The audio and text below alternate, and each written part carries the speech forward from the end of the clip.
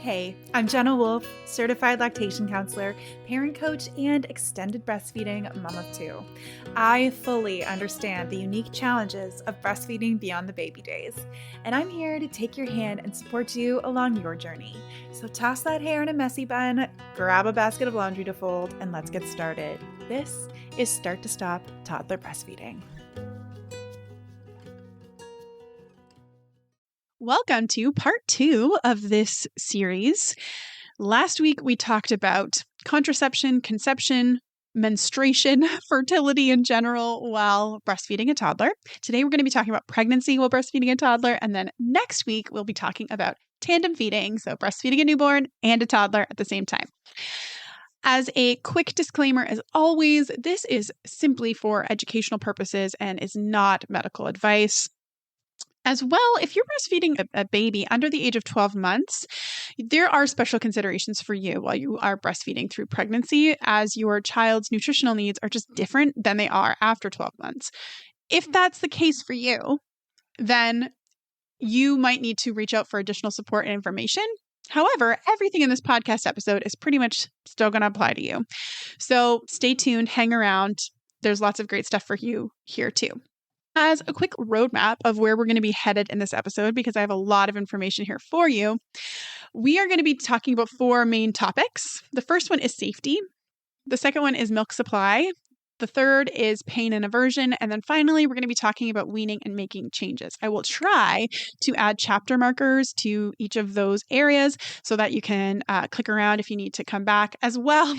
I can only hit so much in this podcast episode, but I'm going to try to answer all the questions that I've been sent in. Thank you so much for responding to the polls on Instagram and sending DMs and emails with the things you want to talk about. I'm going to hit all of them. First up, we're going to talk about safety. Now, this is a huge concern for most breastfeeding mothers, families out there when you either become pregnant, if it wasn't planned, or you're planning on becoming pregnant. Is it safe to continue breastfeeding through pregnancy? And as I said in my previous episode last week, pretty much always yes. A really great resource if you are breastfeeding through pregnancy and considering tandem feeding after pregnancy is the book Adventures in Tandem Nursing by Hilary Flowers. I'm going to be referring to that a fair bit for a little bit more of the science and data. You are welcome to go and grab that book. Of course, it's a great read. I'll also be pulling from other resources, as always, but this book is the Bible when it comes to safety information around breastfeeding and tandem feeding, for sure. So when it comes to safety, I highly recommend that book. Essentially, all of the research we have to date shows that breastfeeding during pregnancy is very, very safe, particularly in low-risk pregnancies. We will talk about high-risk pregnancies in a minute, but most of the time, you are experiencing a low-risk pregnancy. All the way back in 2008, the American Academy of Family Physicians put out a statement that said breastfeeding during subsequent pregnancies is not unusual. If the pregnancy is normal and the mother is healthy, breastfeeding during pregnancy is the woman's personal choice. There are a number of studies that Hilary Flower quotes and references in the second edition of Adventures in Tandem Nursing specifically. And that edition came out in 2019. So a lot of those studies are much, much more current than they were previously. And it's quite interesting that a number of those studies show that rates of miscarriage, for example, are actually lower in breastfeeding women than in non-breastfeeding women. Interesting, right? In fact, a lot of those studies, the researchers concluded at the end that it should be discouraged to have a woman wean during pregnancy, that she should be encouraged to breastfeed until there is a natural weaning that occurs. So yes, I think that it's really, really important to have all that information. If you have a care provider that has blanket statements that they say around breastfeeding or that they immediately just encourage you to wean, I do encourage you to go and grab a copy of the book or to do your own looking around. I will put some references in the show notes that you can bring and talk to them about so that you can really have an informed conversation with your doctor. So one of the big reasons that people are concerned about breastfeeding during pregnancy is the idea that breastfeeding causes contractions and contractions can cause preterm labor. Now, it is true that breastfeeding can cause contractions, especially postpartum, right? When you have those lovely, painful contractions that can happen when you're breastfeeding and that are really, really important because they're actually causing your uterus to shrink and they're preventing hemorrhaging and all that stuff. It's really healthy for your body to be going through that. Now, when you are pregnant, however, you do not have enough oxytocin receptors on your uterus in order to go into preterm labor from oxytocin. And it's the oxytocin while you're breastfeeding that is causing those contractions. So when you are ready to give birth, essentially after 37 weeks or so, it depends on the person, but when your body's ready to go into labor, there will be more and more receptors around your uterus. And once you start labor, there's way more receptors on your uterus. They proliferate. When you are breastfeeding during pregnancy, it doesn't matter how much oxytocin you have in your body isn't ready to go into labor. So those receptors are not going to be signaling to your uterus that it needs to start contracting. Interestingly, as well, when you are pregnant, nipple stimulation and breastfeeding creates less oxytocin than it does when you're not pregnant. As well, there are less receptors on your uterus the more oxytocin you have during pregnancy. So that means more oxytocin, your body actually pulls away those receptors, which means that you can have all kinds of oxytocin flowing around in your body and it's not going to cause preterm labor. This is really, really important for you to grasp. Another thing that can be a cause for concern is the nutritional aspect of breastfeeding and whether or not it's taking nutrition away from you or your baby. And we just don't have evidence that it is. Generally speaking, your body can compensate for a lot of vitamin and mineral deficiencies without depleting you or taking away vitamins and minerals from your baby. Your body does that in a lot of really cool ways, like it can make you more sensitive to those vitamin and minerals. So you are more easily absorbing them, which means you have to have less of them in order for them to have an impact on your body. It also can stop you from peeing those out, right? So your body's doing some really cool stuff to make sure that you and your child, both children, are getting what you need. It doesn't mean that just because you have a deficiency that your body is at the mercy of the food you're taking in and all that kind of stuff. It's actually doing things to protect you in that process. One thing that you'll want to consider, though, is making sure that you're getting your iron levels checked because you're already at a higher risk for anemia when you're pregnant, and that can be increased when you are breastfeeding. So just get those levels checked. You might need to supplement. And as well, you can talk with your care provider about that and any symptoms you're having, because it's possible that there's other pieces at play as well that you'll want to just check out. Now, if we're going to talk about high risk pregnancies, someone who is experiencing severe nausea, it's important to do risk benefit analysis with these kinds of situations. We will talk about in the milk supply section about how much milk you're producing during pregnancy. But in many cases, you're not producing all that much. So if you're not producing all that much milk, it means that you're not really pulling from many stores inside of your body to be producing that milk. So it's not having a huge impact on you. Of course, this is an individual case-by-case situation. There are cases where this is not true, right? Where it might be having too much of an impact on your body and weaning might be the right choice for you and your family. Another situation could be a person who is at high risk for preterm labor.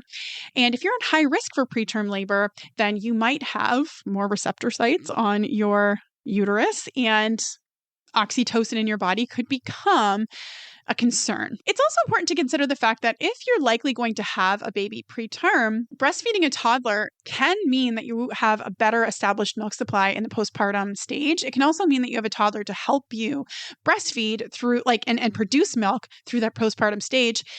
And that might mean more nutrition for your preterm baby. So that could be a benefit of breastfeeding through the risk of preterm labor. Again, that is not the case for everyone, i.e. it's not like it could be still a potential benefit for everyone, and the risks might be too great for you, and that is 1000% okay. But it's important to consider the risks and benefits as you're working through these things. Another piece to consider is the fact that you're actually more likely to become pregnant with twins when you're breastfeeding. Some studies have shown up to 10 times more likely. And in these instances, you become a high risk when you're pregnant with twins, and those high risk pieces can be very complex and intertwined. There can be a lot of things to consider. And often, weaning is the advice that comes. There are some anecdotal stories and evidence and case studies of healthy twin pregnancies and deliveries while breastfeeding.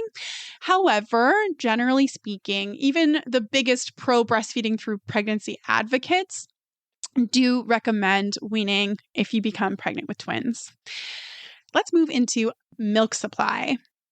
I already did an episode on milk supply in the past. So if you're interested in hearing more about milk supply through weaning and toddler breastfeeding, I highly recommend having a listen to that because it will give you a good foundation. And even, I'm not sure if I talk about pregnancy explicitly in that episode. However, I bust a lot of myths in there and give you a lot of great science information about what's happening in your body. So I'm not going to go too deep into that element of the structures of your breasts and all that kind of stuff. However, pregnancy absolutely can impact your milk supply. So let's just start out by saying that your milk is safe for your toddler to drink while you are pregnant. Your milk doesn't change in a way that is harmful. There's no extra hormones that can get into your toddler while they're breastfeeding. You are okay. It's also important to remember that there's no special diet needed when you're breastfeeding. There may be certain things you want to avoid due to pregnancy. However, you don't need to eat anything extra or special just because you are breastfeeding and pregnant. You might need more calories in a day, potentially, but what's really important is that you are nourishing yourself. So eat. Eat well. Of course, more nutritionally dense food are better, right? However, getting food inside of your body is important. And if the choice becomes processed food or nothing, choose something, right? Speaking as someone who had a lot of morning sickness, and sometimes I was grabbing for convenient snack foods because that's all I could tolerate at times. And so don't stress about that potential. Obviously, you do you, and you have your own values that are important to you, and that's great. But what's most important here is that you are being nourished, that you are getting food into your body. So prenatal vitamins, of course, are recommended while pregnant, and they're also safe while breastfeeding. If you're having trouble taking them, if there's something that you're concerned about, talk to your care provider. They can often help you find a prenatal vitamin that's right for you. Sometimes there's chewable options or ones that separate the iron and the calcium so you can take things that might be upsetting your stomach at different times. You can also go the route of getting certain vitamins or minerals prescribed individually to make sure that you're getting the most important ones. There's lots of options available, so check with your doctor. Also, don't force water intake. This is really, really important. I say this to breastfeeding moms all the time, but it's just as important when you're pregnant and breastfeeding. Drink when you are thirsty. You should be peeing regularly and your urine should be pale yellow, but you don't need to drink X amount of gallons of water a day for your own well-being. Sometimes it's difficult to get all that water in that you need because you're thirsty, but you're having a hard time drinking it. That's valid. But you don't need to be forcing extra water. Extra water does not mean an increase in supply. And in fact, too much water can be harmful for your health and it can have a negative impact on your milk supply. All right. Another thing to consider is that your milk composition changes during pregnancy. Sometimes toddlers will notice a change in the taste of milk incredibly early, like around conception, and others it takes a month or two before that change is more evident. But in pregnancy, you have lower lactose and glucose in breast milk, but you actually have higher levels of sodium and protein. So this can affect the flavor. It can make it a little more salty, a little less sweet. And that can impact your child. And we'll talk a little bit more about that in the weaning section. So Hilary Flowers references a few studies in Adventures in Tandem Nursing, and she references one that stated that about 70% of women in pregnancy notice a decline in milk supply, and about 18% dry up completely. Now, she references another time about 10% stay the same or have an increase in milk. So there's really no way to predict what's going to happen to you. Again, if your baby is under 12 months, you need to take special considerations. But generally speaking, it's okay that your milk dips or decreases or even potentially dries up entirely. What happens is that progesterone levels in pregnancy are high, and this actually causes some of the structures inside of your breast that store milk to be less effective. They kind of leak out the milk. When the placenta detaches in the uterus after delivery, the progesterone levels plummet, and that actually is the thing that triggers the transition from colostrum to mature milk. So that begins that hormonal process of your milk maturation. That can be really helpful to remember, right? Because progesterone levels are typically low during breastfeeding. And so even if you have prolactin levels that are still there, the milk-making hormone, those progesterone levels are often keeping the milk production at bay. They're lowering, decreasing things, typically, not all the time. Any supply decreases are often hormonal in nature, right? That progesterone, it doesn't really matter how much prolactin is there, which means that there's not too much you can do to increase your supply during pregnancy. Now, if your child decreases the amount that they are taking, right? If the suckling goes down, then yeah, it's likely that your supply will further decrease. And if they breastfeed a lot, it's possible that it'll be a little bit higher than it would have otherwise. But again, it's really hormonal in nature that these decreases and dips are coming. And like I said, sometimes changes can be noticeable as early as conception. But most of the time, they're over that first month or two and through that first trimester where those changes are really noticeable. But your body will start producing colostrum somewhere in the second trimester, generally speaking. And that happens whether you're breastfeeding or not. That happened the first time you were pregnant. It's going to happen again. And often that milk supply of colostrum starts to increase throughout the second, third trimester, and your toddler might start nursing again, or you just might notice that their breastfeeding patterns change during that time. If your child is breastfeeding more, you might have a slight increase in the supply versus what you would have otherwise. But again, it's relatively lower amounts compared to mature milk, outside of pregnancy. If you have a concern about your child drinking colostrum, just want to remind you that colostrum, right? It's that liquid gold. It continues to provide immune support, nutrition for your toddler, all of that good stuff, hydration even. There's wonderful benefits of your child drinking colostrum. The only thing that can be a bit of a drawback is that it can have a laxative effect. And so you might notice differences in your child's stool. It's not from them being sick, however, and it's typically harmless and a-okay for them to continue on breastfeeding. All right, so we've made it through safety and milk supply. Let's talk a little bit about pain and aversion and discomfort while breastfeeding, breastfeeding while pregnant. So nipple sensitivity is really common, right? It's often one of the first things you notice when you're pregnant. Your breasts will get bigger. You have more sensitivity on your breasts. Your bras don't fit. And if you're breastfeeding through that pregnancy, one of the very, very first things you might notice is that your nipples become more sensitive when your child latches. This is due to hormonal changes. It's due to your breast structure changing and preparing for breastfeeding of your newborn. That's happening even if this isn't the first time that you're breastfeeding, even if you're currently breastfeeding. And that can, like I said, create nipple sensitivity, and it might be uncomfortable when your toddler latches. Now, that's just like general discomfort. And nipple twiddling can often exacerbate that. But then there's a difference between like discomfort or sensitivity and aversion. And aversion or agitation while breastfeeding is often negative feelings that you get when your child's latching, not just during letdown. That's something different, DMER, dysphoric milk ejection reflex. But aversion can often feel like the skin crawly feeling and this urge to push your child off while they're breastfeeding. It can happen outside of pregnancy. It's common for it to happen during pregnancy. It's common for it to pop up after pregnancy as well when you're tandem nursing. And often it is only experienced when either both kids are latched or only when your oldest is latched, not your youngest. So I have ideas around what aversion is and what you can do to support yourself.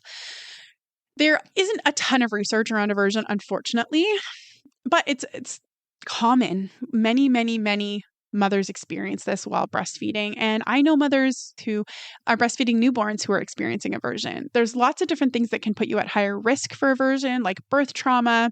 I don't have time to dig into everything today, but what I want to kind of bring to your attention is this concept of a body budget. So I actually talk about this a lot in my workshops. And the term was coined by a neuroscientist, Dr. Lisa Feldman Barrett.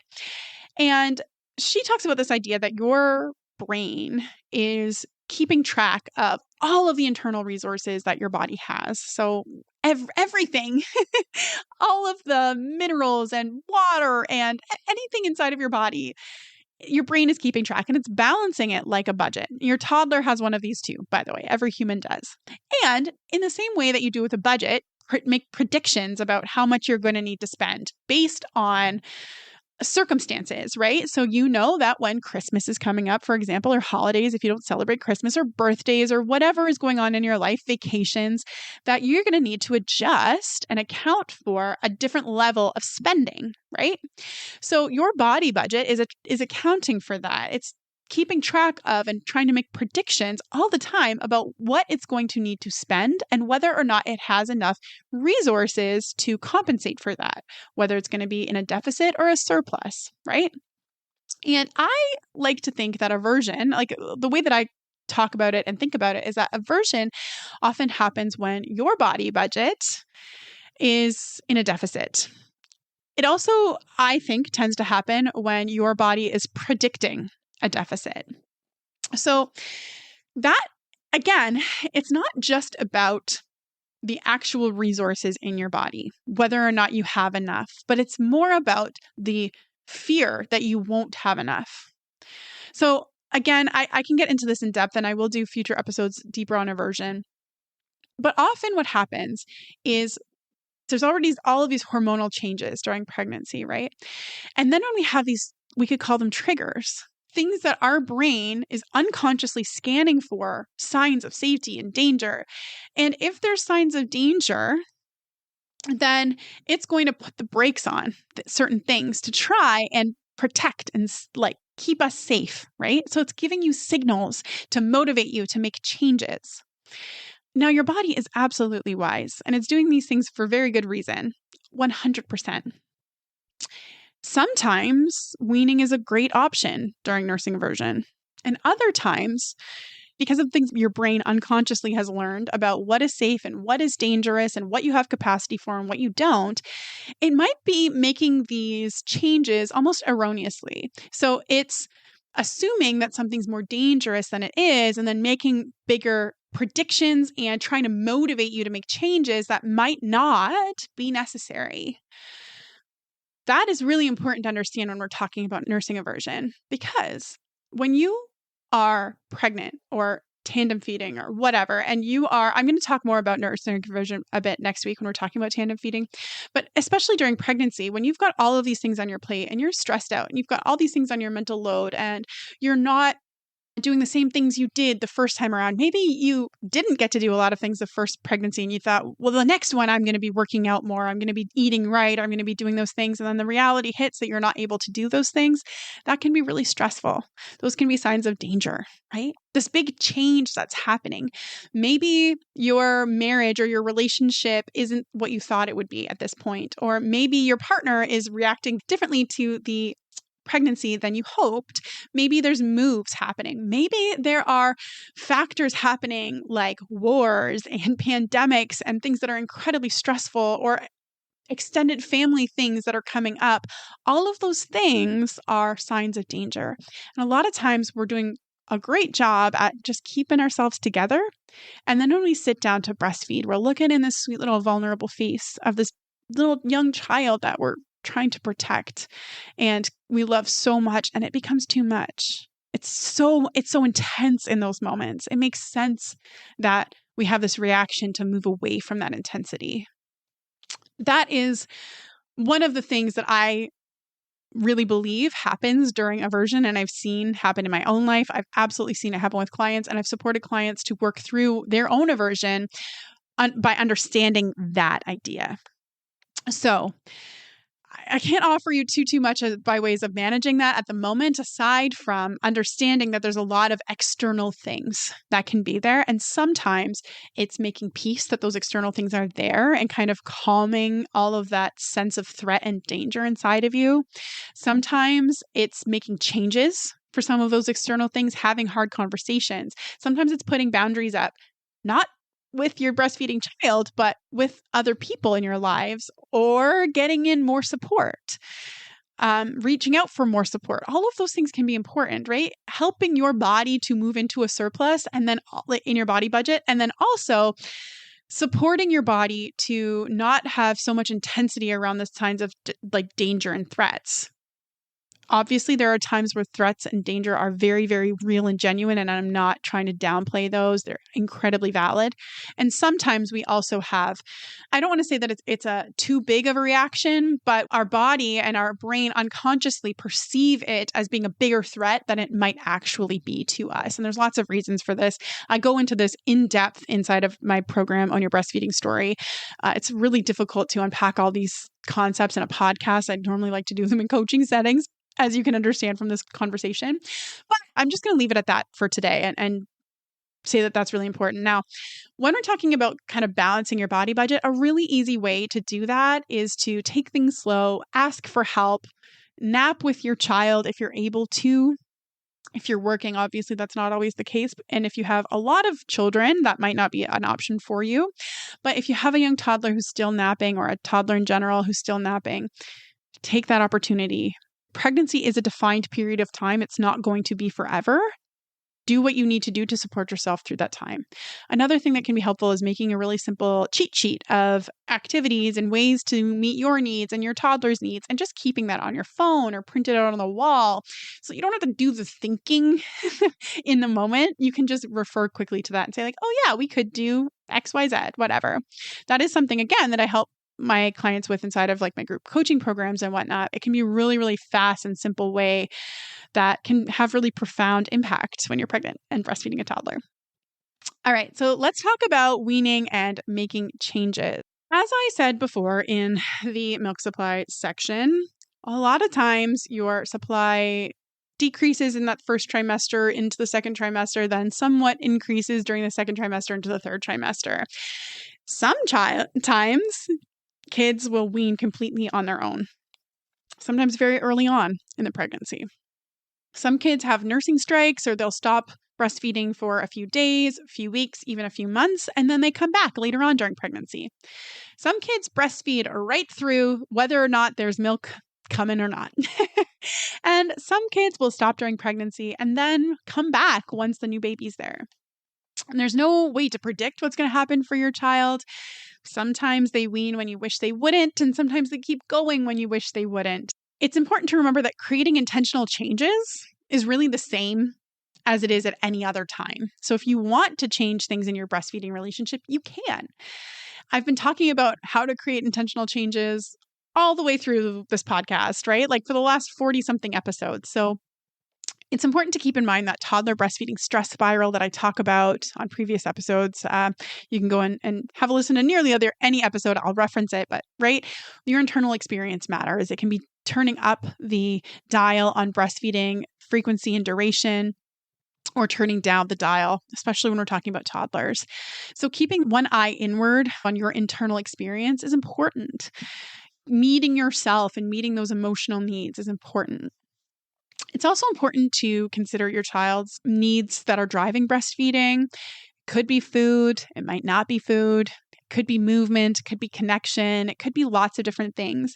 But meeting those underlying needs preemptively can be really helpful to take the pressure off of breastfeeding to always be the thing that's meeting the needs.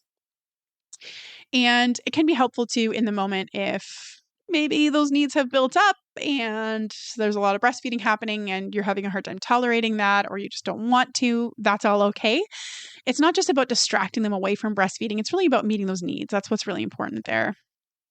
Generally speaking, I don't love prescriptive, do this in this way recommendations around making changes. You will find so many people who, and sometimes people that I really am a huge fan of around, like in the breastfeeding and parenting spaces, who when it comes to weaning or night weaning or making changes will say, do this on the first day, do this on the second day, do this on the third day, this many minutes and this action. And I don't think that any of those are really evidence-based. And I don't think that they have the outcome that you really want. I always talk about like the 3 C's, right? In when I'm talking about making changes, I really talk about the 3 stages. So the first is that compassion, turning inward. The second is the curiosity and creativity, right? Looking at what the needs are there, meeting them preemptively. And then lastly is connection and the challenge, where you are making those changes and supporting through the emotion and whatever comes up, as well as building skills and finding that bond and that connection in the changing process. You also don't need to make changes. Even if there's some things that are difficult, making changes in the breastfeeding might, like as far as actually stopping or changing the way that your child is breastfeeding, might not be the way to do it. There might be other things that you can change in your life that actually ease that pressure, like I talked about in the aversion section. So breastfeeding through pregnancy and after with a newborn is a really, really incredible tool. It can be in your parenting. It can help your toddler go to sleep really easy. It can help with supporting emotions and nervous system regulation, waking up, calming down, all that kind of stuff. It can help you have a connection with your child when you're struggling, you're exhausted, you're having a hard time. It can be that thing that just bonds you and keeps you close. It can also be great for kind of pressing pause and finding calm moments to reconnect. Apart from just the connection aspect, it can just feel good to have that calm. And in the postpartum period specifically, it can be really amazing for regulating your milk supply, making sure that you can navigate through that engorgement really well. And it can help your child transition into this big sibling role. Even pregnancy can be scary and challenging for a little kid who's like, whoa, mom's energy levels have changed a lot. The rhythms, the things that we've done in our life, they obviously wouldn't have words like energy levels probably, but they'll notice a difference, right? Like the rhythms, routines have shifted and, all of that kind of stuff can be kind of jarring and difficult. And so having this thread continuously through all of these changes, breastfeeding can be really, really helpful. And it can also support a connection between the siblings. And we're going to talk more about that in the tandem nursing episode next week. But there can be really beautiful benefits to continuing breastfeeding. I don't recommend just pushing through the hard, though. I don't recommend just pushing through the discomfort. I think that getting to the root of those things for you is really important. Now, sometimes, like I said, with nipple sensitivity and that kind of stuff, there can be times where it's like, actually, I'm just not going to focus too much on that pain and that discomfort. I'm going to put my attention elsewhere because it's simply just the sensation. It's a little uncomfortable.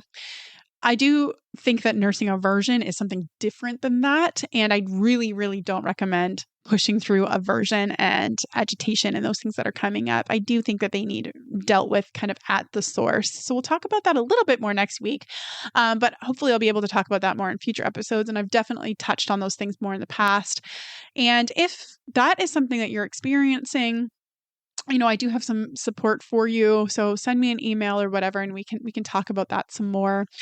Generally speaking as well, when you're making changes, saying no to the feed while still saying yes to the need is really important. And I have a free guide to help you do that in your breastfeeding journey. And you can grab that at ownyourparentingstory.com/guide.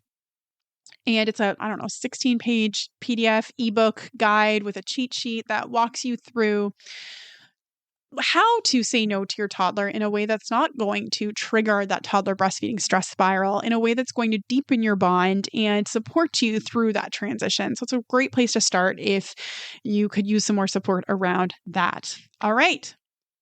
Catch you next week for the tandem nursing episode. I'm really excited. If you have specific topics you'd love to have covered, questions you have, please reach out. I am absolutely considering your input when I'm creating this series. If you loved this episode, make sure you hit that subscribe button so that you don't miss any episodes in the future. Also, check out my breastfeeding toddler communication guide and cheat sheet to learn how to say no to the feed while still saying yes to the need at www.ownyourparentingstory.com/guide. And that concludes another episode of Start to Stop Toddler Breastfeeding. The theme song is Little Balloon by Jenny and Tyler, and it has been a pleasure to share this time with you. I'll catch you in the next episode.